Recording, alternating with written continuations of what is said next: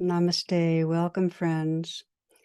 Today I'm having a conversation with Stephen Fulder, who's a senior Buddhist teacher, and he's a lifelong peace activist who lives and teaches in Israel.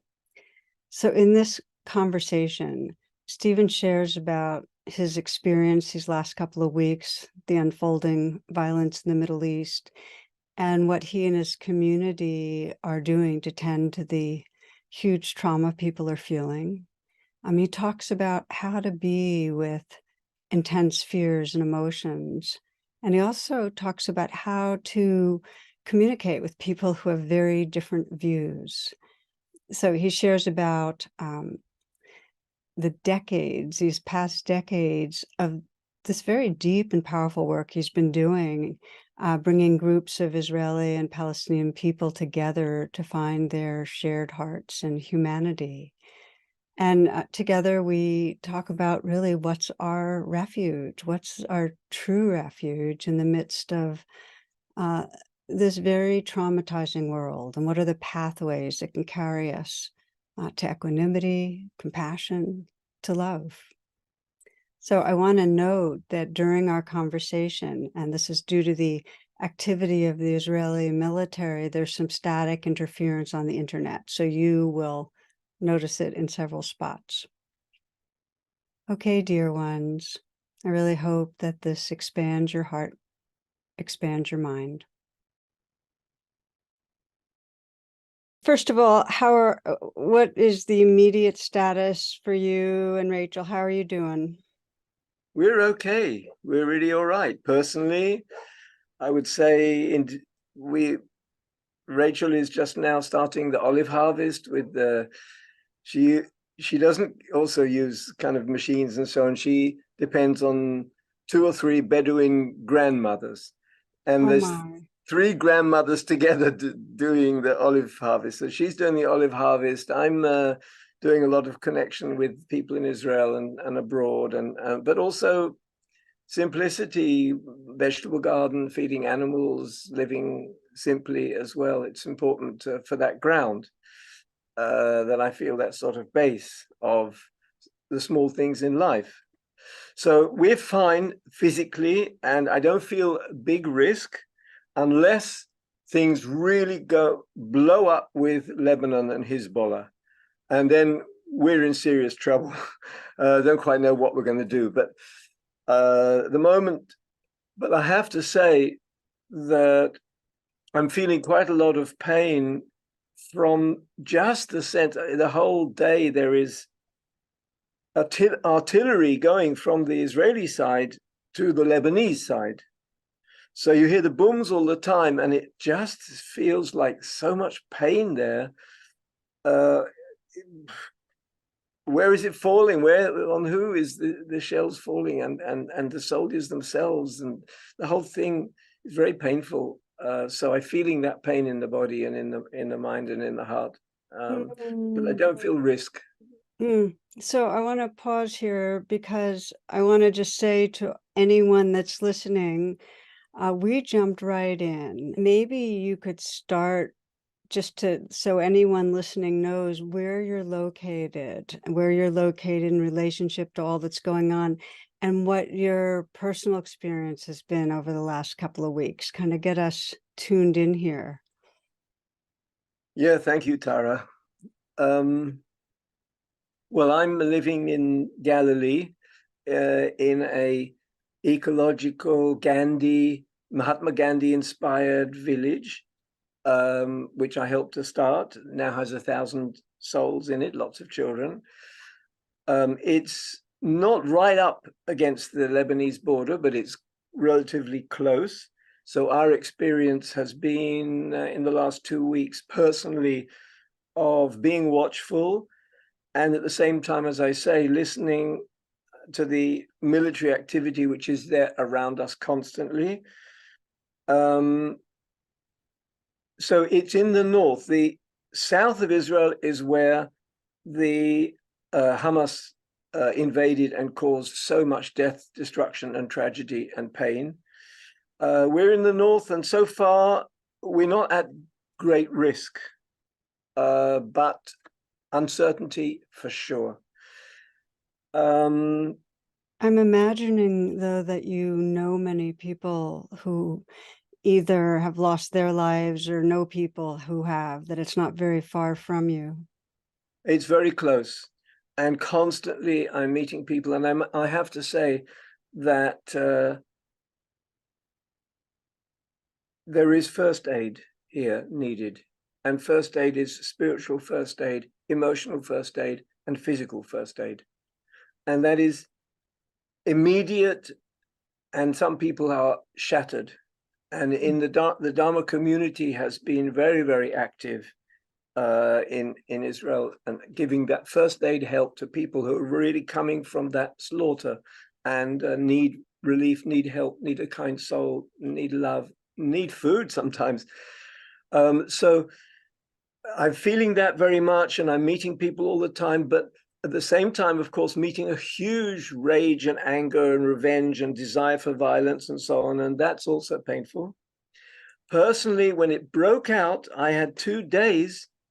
Saturday morning, when I heard about it early, 2 days when my heart was just so heavy, I couldn't talk to anybody, I couldn't teach, Mm. I couldn't. I was just in that heaviness, Mm. and I needed to be quiet. And I just settled. I sat with the compassion of the heart, saying, "This is beyond anything for the people around. This is beyond." And I just let my heart flow. On the third day, I could begin to connect with people and teach. I have to say that sometimes I've really felt fear in the body coming from a place that I don't understand exactly. Well, the mind doesn't sort of give me a cause of it, but I feel I'm picking up a lot of the fear. Mm. It's Mm. entering the body sometimes. It happened the other morning. I woke up at 4 o'clock, and the body was filled with fear. I don't know why. There's no reason.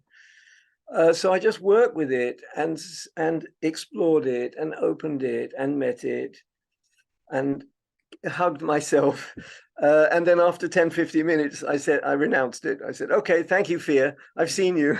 Enough is Mm. enough. I'm going for Mm. a cup of English tea. But I just want to slow down here, Stephen, because you just described, I mean, so many are feeling fear. Those in Israel, those in Gaza, those here in the United States. I mean, fear, grief, so many strong emotions. And you just described very powerfully, okay, so you just stayed with it and you felt it and you hugged yourself. And yeah. And maybe just to say a little more for so many of us that, I was just with a group yesterday, and the level of the anguish that so many are feeling is very, very strong. So maybe just because you've been teaching Buddhist teachings, mindfulness for so long, how do we work with the trauma and the strong emotions that are coming up right now? Yeah.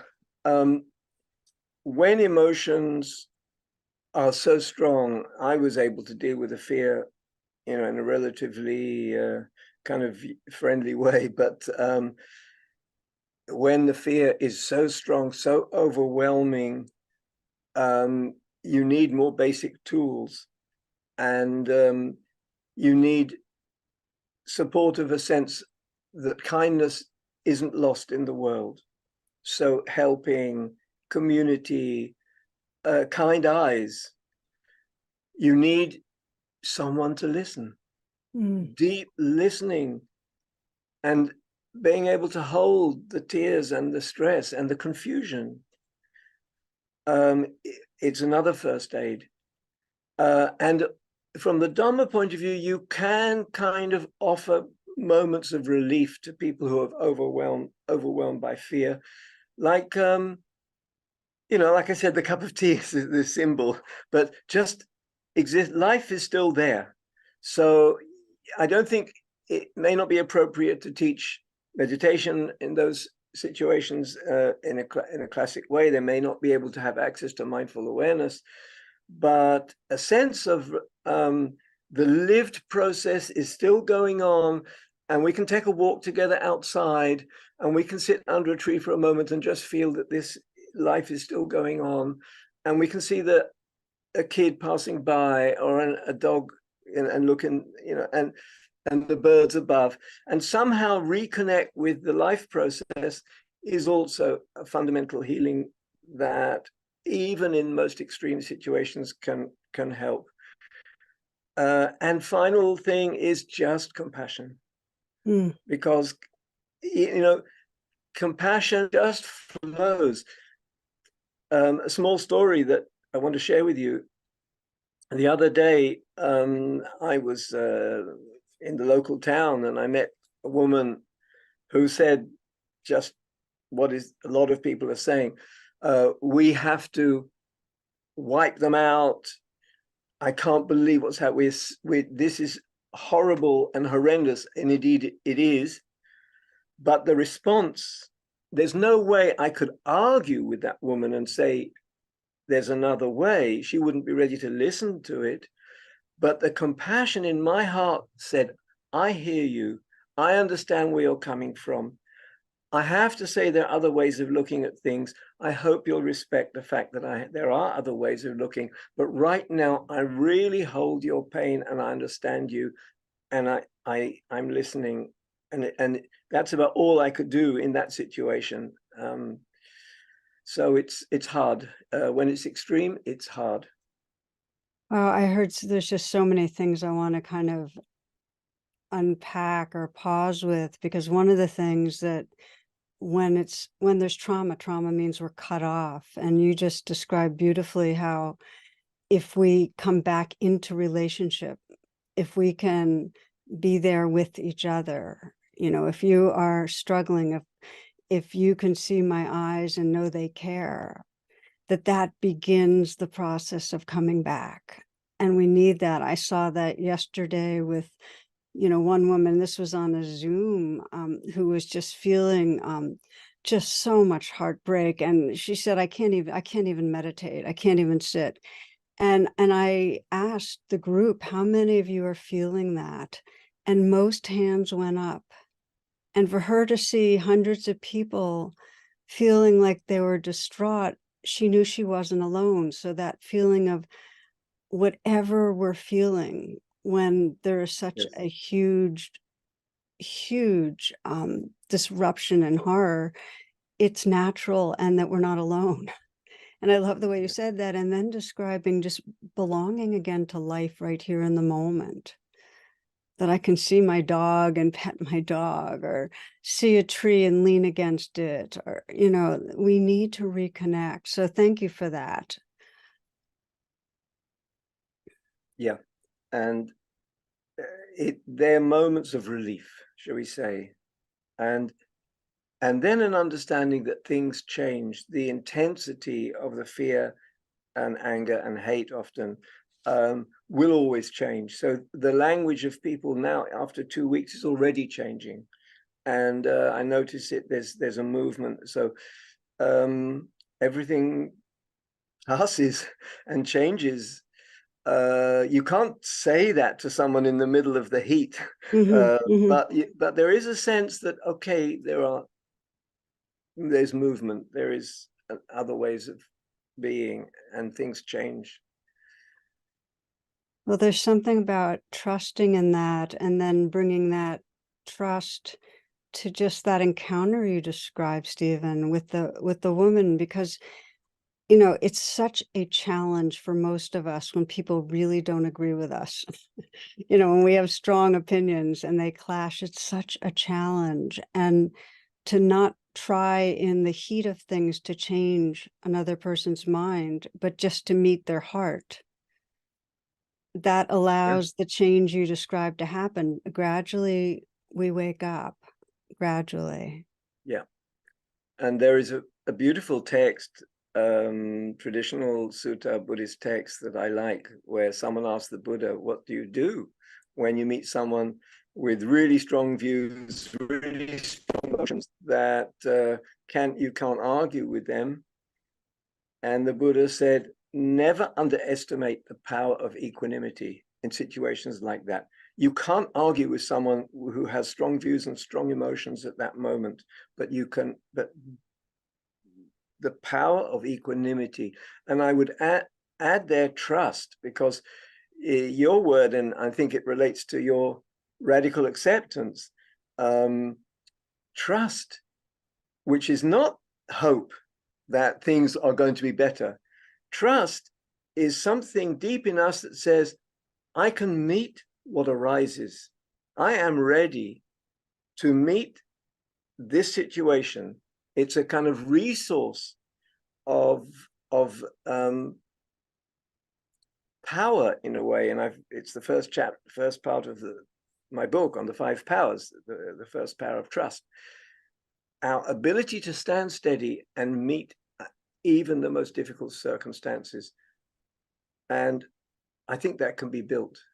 And certainly the Dharma and meditation practice helps us to do that. It's one of the powers inside mindfulness that we may not notice, but our ability to meet pain, even in the body, allows us to say, yes, I'm ready to meet pain in the community, in the world, in conflict. So you're describing almost the inner quality. The Tibetans call it the lion's roar, that confidence, that awareness can meet any situation, and it can actually become the fuel for awakening our hearts and minds. And so if we know that, then I encounter a person who is very caught in a very angry, blaming place. And there's some trust in me that I don't have to change a mind. We can't change minds like that. And I love the way you described meeting the heart. And also the other thing that comes to mind for me is being honest with our own certainties about things. Because, every day, and this is just my personal confession, every day as I'm taking in the news or whatever, I keep running into my own very solid views of good, bad, right, wrong, and they're very, very strong in my body. And I have to keep being present till I get back to the place that deep down I don't know. I may know that love is the way, but I don't know the particulars of the steps. I don't know how this trauma, this play out of generations and centuries of trauma, how it can unwind itself. We're just living into it with as much awareness as possible. And if I meet you or another from that don't know mind, there's a lot more space for genuine listening, because I can't listen when I know, and honest connecting. So I feel like all of us have to get more humble together on that front. I think our mutual fragility and vulnerability is actually a strength, because it's connecting us to the truth of things. Yeah. And it gives us strength. And indeed, if someone says, how can you talk about another way of doing things? I mean, one of the things that I talk about is the fact that this is the 4th or 5th time that there's been a war with Gaza. And it shows it hasn't worked. There's nothing. It shows that the failure to find another way, if the cycle repeats itself every few years, it shows that something wasn't done. And I very much feel when people challenge me about this, I said, we're talking about paths that were not taken, roads that were not taken. There's so many opportunities for changing in 100 years, nearly changing the situation that was not taken. And the reactivity keeps winning. And but if they ask me exactly what do you think you should do, I'm not prime minister. But I mean, there are things that there is another way. There's always another way, and many ways. And it depends on our wisdom and our heart. And sometimes in the kind of political arena, wisdom and heart is in short supply. Yes. Yes. Stephen, let's get down a little bit more weedy here. And you have been, for decades now, you have been working actively for peace. and fostering dialogue and connection. And I just would love you to share with me and with all of us just a little bit of what has gone on in the past. We know right now channels are pretty closed down, but there's been a lot going on. So let us know a little about that. Yeah, indeed. There are a very large number of peace-oriented groups that are doing, I would say, heroic work in times of great stress and difficulty and often violence. And I can talk about the organization I started called Middle Way. And we were going to the Palestinian areas when the army says you can't go. Nobody was going. It was forbidden area. And we felt the fear going there, but bringing groups of Israelis to meet groups of Palestinians, feeling really this was a sacred act. Like Shantideva said, to go into the shoes of the other, to listen to the other. We felt this was a sacred act, and we kept doing it year after year after year. And indeed, we met sometimes Palestinians who were very full of rage and anger and said to other Palestinians, how is it you can invite Israelis? But always the result was a radical shift. And it was amazing to see in 2 days of, I would say, using tools of the dharma, but not calling it dharma and not calling it Buddhist tools at all, creating in 2 days a total shift of people ending up feeling like brothers and sisters, Palestinians and Israelis, even Israeli soldiers and Palestinian kind of street fighters, and kind of in 2 days shifting totally. So it gave us a very strong sense that peace is possible. It's not so difficult, and it just needs the will and the readiness. And we were doing also peace walks all over Israel for years and years with Israelis and Palestinians and Jews and Arabs, just showing, look, here's Jews and Arabs together, quietly, steadily, friendly, sending out kindness to everybody in the street, even if they shout at us, and giving a model of how things can be different. So all of these are happening and are still happening, but they're very small voices, and they didn't make a major difference. The Palestinian Authority, in the end, said, you didn't make a change. You didn't make peace to our group, to Middle Way. And we said, that's not what we're doing. We're doing more of an education so that a teacher knows to use a different language to his students, a Palestinian teacher, Israeli teacher. We're doing a kind of peace education. We're not trying to do politics. We're giving a language. We're giving people that we're listening. There's something different. But it's hard going. And as I say, I use the image that we need to keep a small candle burning. It's like a pilot light, that when karma and the situation allows, at least there's a small light which will hopefully light a bigger flame. So we just keep that image in mind of keeping, not losing totally the sense is possible.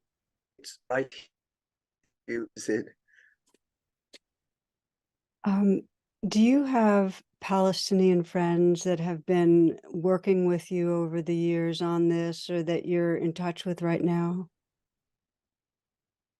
Yes, we do have Palestinian friends. I'm in touch here and there with Palestinians. In the last 2 weeks, I've only been in touch with 1 or 2 Palestinian friends. But we do keep contact, yes. And What has that been like in these too. last 2 weeks? Just, I mean, because there's so much that's gone on, and I could imagine it would be so much harder to be in touch. And how was it to have communication in these 2 weeks? Well, it's what I was saying at the beginning. It's just holding their pain. Yeah. It's just about okay, I am with you. And they still ask, because the whole, shall we say, a lot of the population, some of the people who are kind of rather peace oriented, have been pushed by the extreme of violence that happened in the South, have been pushed into a reactive, angry, and revengeful place. So they check with me, are you still with us? Mm, Even now. And they mm. check with others, are you still with us? Your heart is still for peace, even now, because they're not sure. So basically, we hold their pain and we give the message, we're still with you. There's something here which is being a human being, which is deeper than the violence. And let me say that our village in the north, and maybe people don't know that, your listeners don't know that, but in the north of Israel, in the Galilee, Jews and Arabs have been living together happily uh, for the last 50 years. And in daily life contact all the time. We have Arab kids playing with the Jewish kids in the playground. They're coming to the kindergarten. All the time there's interactions. There's peace between Arabs and Jews in the northern Israel, and there has been for a long time. I wouldn't say equality, but a sense that Jews and Arabs both say we cannot live anymore under conflict, and a kind of hidden agreement that says we need to live together, and it works. So here's a model that it shows it's possible. I wonder, you talked about that when you'd get together, you'd hold a space and feel uh, their pain. And I wonder if it was a mutual process, because there's pain all over the place. And it's almost like to be really equals and to have compassion be truly a mature compassion. It's not your pain, it's our pain. And that if you're eyes into eyes with your Palestinian friend, they would be feeling yours and you'd be feeling theirs, because there are literally centuries of trauma that are the background to what's going on. So it needs careful, it needs basic friendliness, firstly, to sense that there is really no difference between us. We're human beings together here, trying to solve something which is bigger than us. And so basic friendliness is a place of where we, Israelis and Palestinians, could somehow relax together and feel kind of a little bit kindness and Mm, caring as mm, human beings. But the heart of the workshops that we did was the one-to-one Palestinian Israeli for 1 hour in dialogue, and looking at each other's pain mm, and listening to each other's life mm. and each other's struggle. And it's true that the Palestinian had far more daily life struggle and Mm-hmm. pain than the Yes. Israelis. The Israelis Yes. coming, from Tel Aviv, they're sitting in coffee houses and so on. They're in another place altogether. Palestinians, every family has someone in prison, every family has someone killed. However, that asymmetry was also a sense that there's a suffering there that is not in our hands. The asymmetry itself is suffering and a cause of compassion and a cause of sympathy. Yes, there's asymmetry. We didn't design that, but we're together now. So we kind of bringing us two together, including the asymmetry, on the basis of the transformation of suffering. It really was based on the fact that suffering, when it's met fully with heart and mind, not necessarily dharma people, ordinary people saying, let's work with the suffering rather than drown under it. And I think in this time, if someone asked me, is there some light at the end of the tunnel? It is possible that this crisis could create opportunities. And if we have that mind that the crisis is a source of opportunity or change, maybe it gives a bit of hope here. Thank you. And I'm going to come back to hope because I want to talk more about where's the hope. Want to just pause with something. I feel like it's really important what you said about including the asymmetry, because it's so easy to say, well, we're all suffering, and not get that there really is a hierarchy of privilege and power, and that we're all suffering, and that hierarchy is the cause, and it makes all of us suffer, but there are much more immediate raw sufferings and that needs to be honored. So I really appreciate the honesty of that applies to trying to work with bridge the divides with racism and with everything. So so thank you for that. I just wanted to hear a little more about, you talked about how the Dharma community is really, really active right now in terms of all the levels of first aid, and maybe just give us some examples of what's going on so we who aren't there can feel like, how are people extending to each other right now? Yeah, I have to say that the Dharma community in Israel is very alive. It's very dynamic.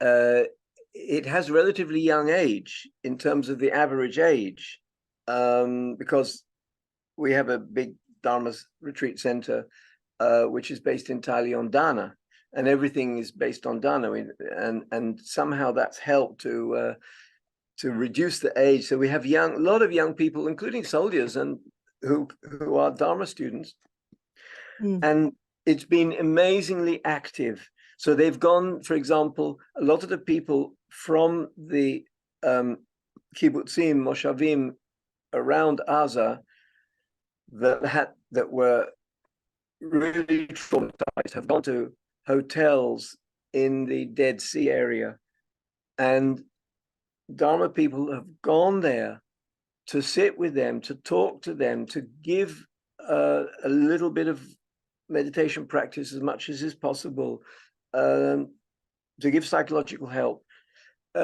We've supported psychologists who themselves are struggling to receive that amount of trauma, and the psychologists themselves are exhausted very often, and they're going. So the Dharma people have been able to kind of support the therapist as well as.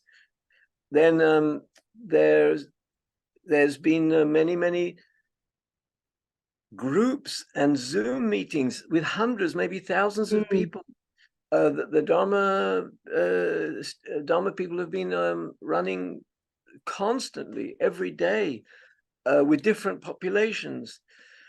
What happens in those groups if you're, let's say, in an online Zoom group with a number of people who are just living with the immediacy of the trauma? How do you work those? What creates the safety? How does it bring some healing? Well, I think that they need to be heard. There is a quality of anything, should we say, non-judgment. Your emotional life, the anger and the fear and the pain you feel is honest, legitimate, held, and we are with you. And at the same time, though, giving voice for others to give another way of looking at things. Because it's not every Zoom group, there's only maybe a certain relative small number of people who are directly affected, and then there's a large number of people who are indirectly affected, and some of them will come with a really different view. For example, someone came in the Zoom group I did a couple of days ago. A woman came and said she's helping others in a center, cooking, bringing food to people who have kind of fled from the south of the country. And who was helping her was an older woman who was an Arab. And the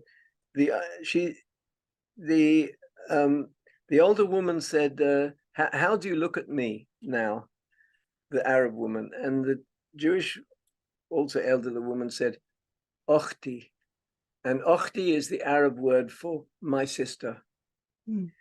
And then she said, if I was from Gaza, would you say the same, Ochti?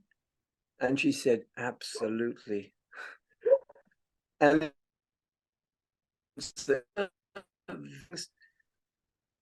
altogether, I have to that the Dharma community also affected by confusion, because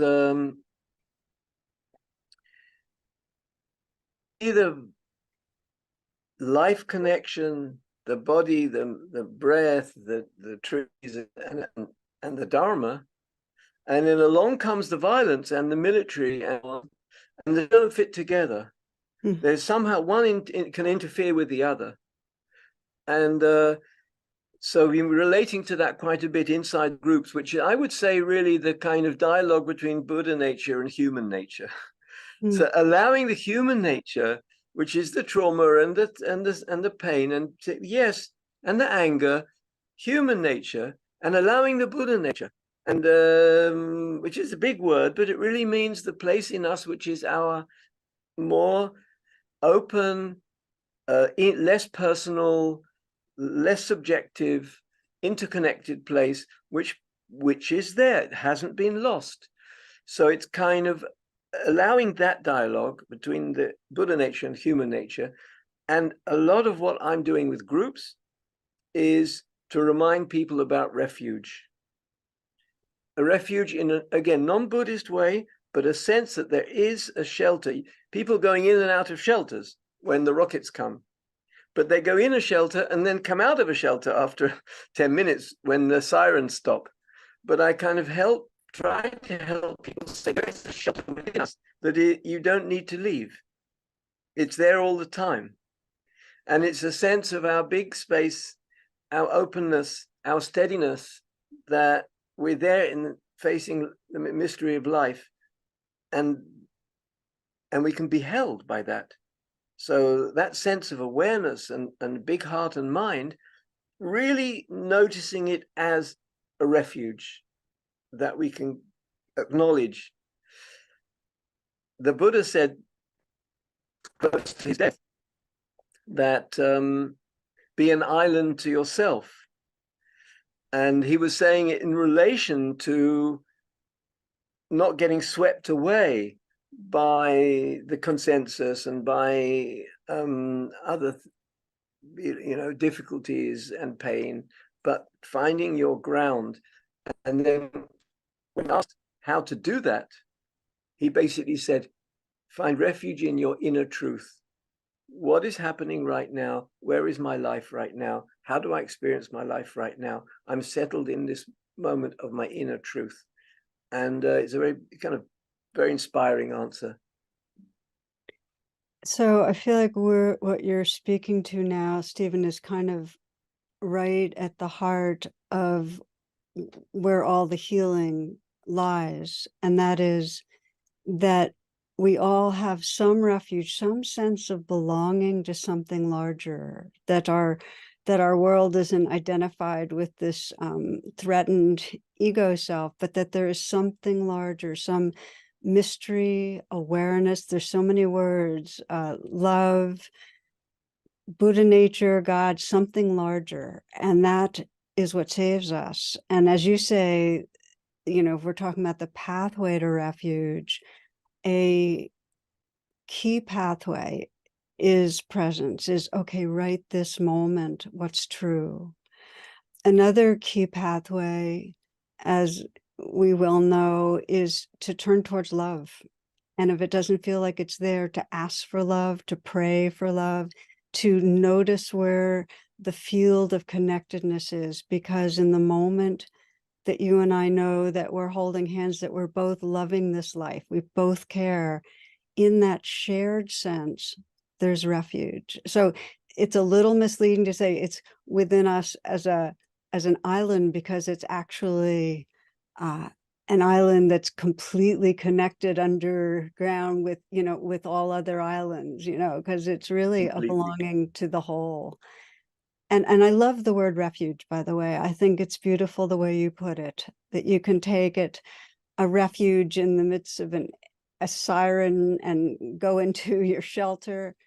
And there's an ongoing shelter in any moment that we say what's true or we turn towards love, we can find it again. And it takes practice and training. It does. I mean, the Buddha used the word appamada more than he used, and being more important than the word sati, which is mindfulness. And appamada is caring awareness, is an awareness that is caring, that is appropriate, that brings healing. And he said it's the biggest tool in the Buddhist toolbox. I have to say that I think in the Western world, mindfulness has been a little bit misunderstood, or has been kind of co-opted or hijacked a little bit by Western culture, which is mind culture. And I see, first of all, I don't really like the word mindfulness too much anymore. My book is use the word erut in Hebrew, which is awakened or a wakefulness or presence. I think inside mindfulness, love is inherent. It cannot, mindfulness cannot work without it, because just giving attention is already putting the heart where the attention goes. You give your attention to this hand right now.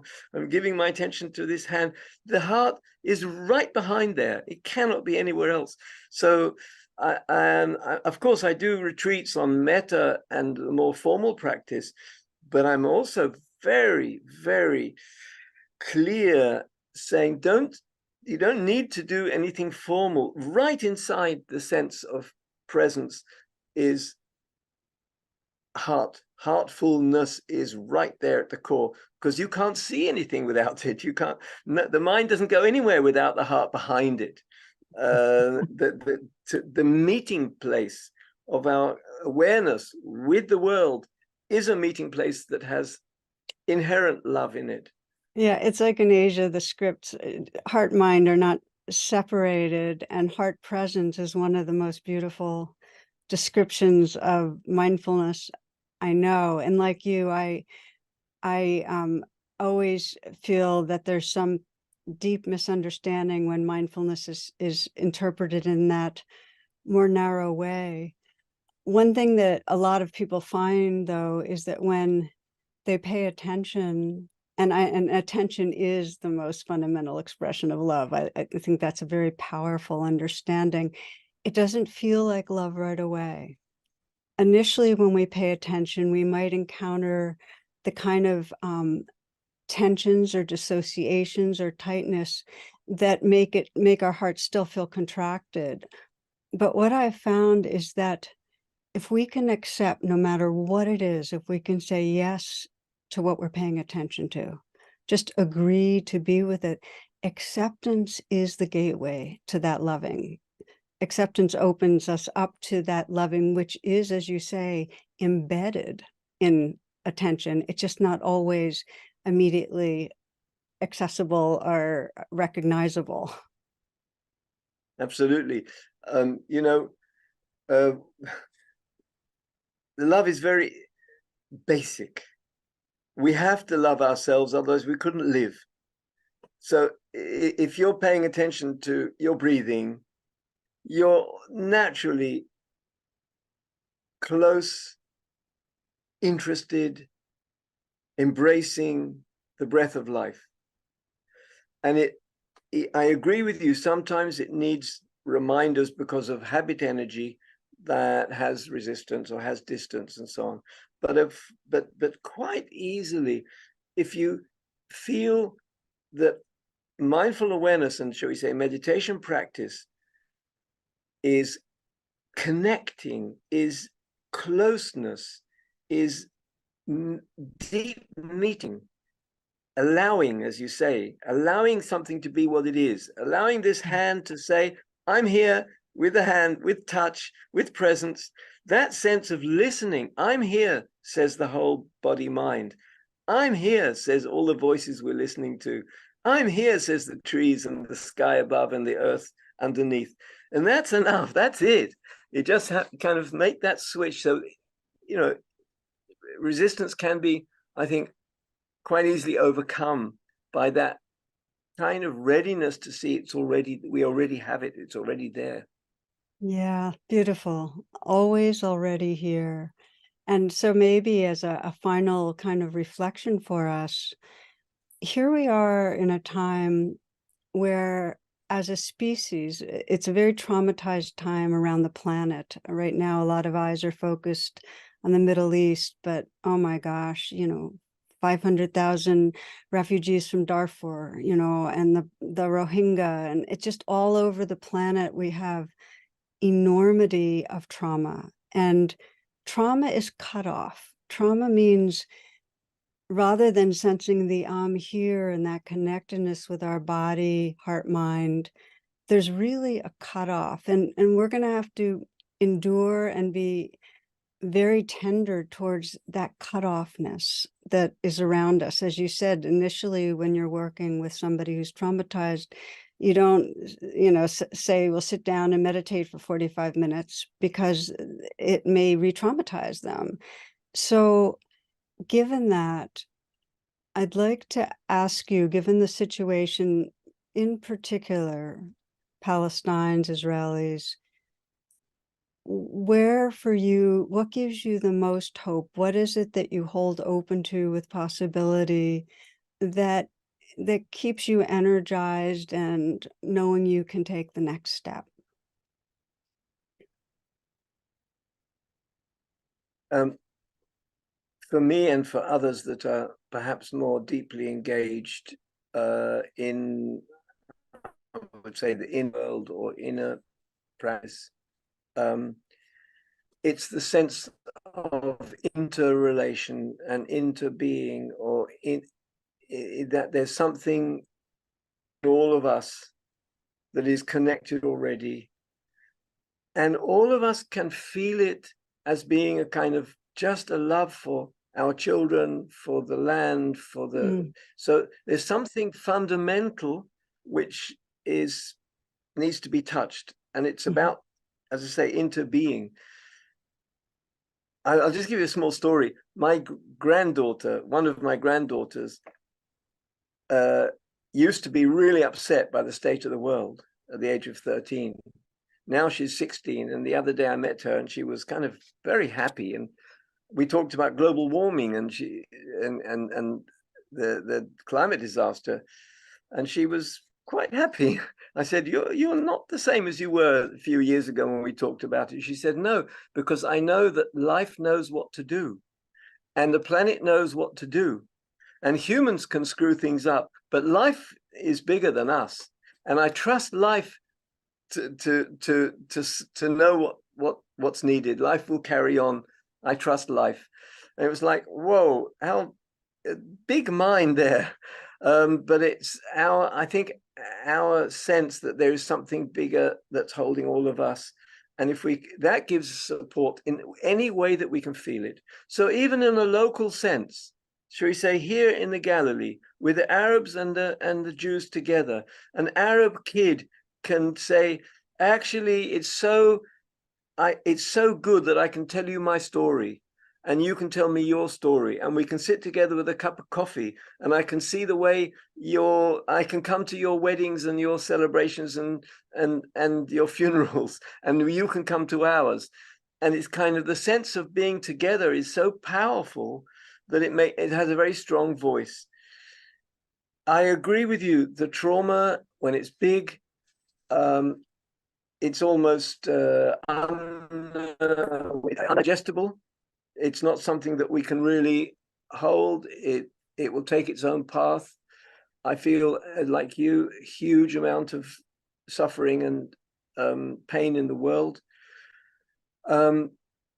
But there is this one place that we just have to hold on to as much as we can and experience as much as we can and give it as much as we can to others. And I think you're doing that, and I'm doing that, and others are doing that, saying there is a place of being, connecting, bigger circles, connecting with the world, which is bigger than us.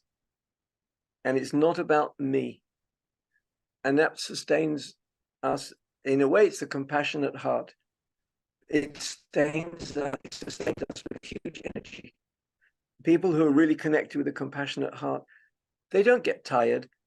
It's like the bodhisattva doesn't say, "Oh well, I've had enough now. I can't be bothered tomorrow. I'll do it tomorrow. I'll help others tomorrow." It's not possible. But the compassionate heart, which is the heart that knows interrelation, is a huge source of energy and a huge source of hope. But the rest we have to let go. Karma is bigger than us, just like my granddaughter said. Karma is bigger than us. We can't hold that, all of that. The karma has to do what it can do. We can contribute, we can, but karma has, the whole thing is bigger than we can't control. I want to say that your granddaughter gives me hope, that there be that wisdom in that young person, and your words. There's so much truth that if we can know our belonging to something larger, there is infinite flow of energy, of intelligence and love that comes through that belonging. And so that is where the hope is. And yes, we're hugely caught in energies of separation, and we don't know how it's going to play out, but we do know there's a refuge that we can keep on waking up to. So thank you for what you're doing. Anything else you'd like to say, please feel free. Well, one small image, which comes from the Psalms in the Bible, which is an image of refuge that I like to share, which says, the refuge is sheltering under the wings of the goddess. And that's a small sentence from one of the Psalms. And it has a lot of resonance for me. And one other thing that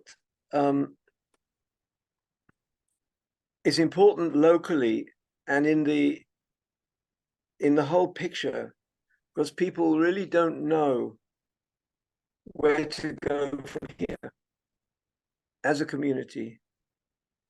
And one of the places is the sense of the interrelation of everything makes it more important to say, I will sow the seeds that I can sow. And I think it's right for all of you in America who are listening, because there's conflict in America, and there's conflict in your street, and there's conflict and division everywhere, to really look at the seeds that we sow and say, I can sow seeds that feel right, that will make change. And that's the best I can do. And I'm going to go home and sleep well at night. And just to remember that we have the capacity, because everything is so dynamic and flexible and fluid. Karma is not made of stone. It's bigger than us, but it's not, absolute. We can change things. And the sense that I can plant seeds, and so can you. This conversation is planting seeds. We don't know where it's going to go. We don't know the waves that will come from this, but all of us and each of us can plant seeds of change. And then that's what we can do. And I'm going home and resting now.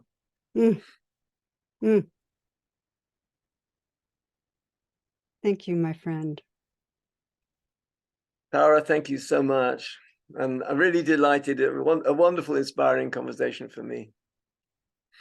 Now, don't hang up yet. I just want to add, and I want to thank all of you who are listening. We will give information on Stephen's really wonderful book when we put out this talk. But please remember just those last words. Each of us can sow seeds and then we can rest. It can be okay.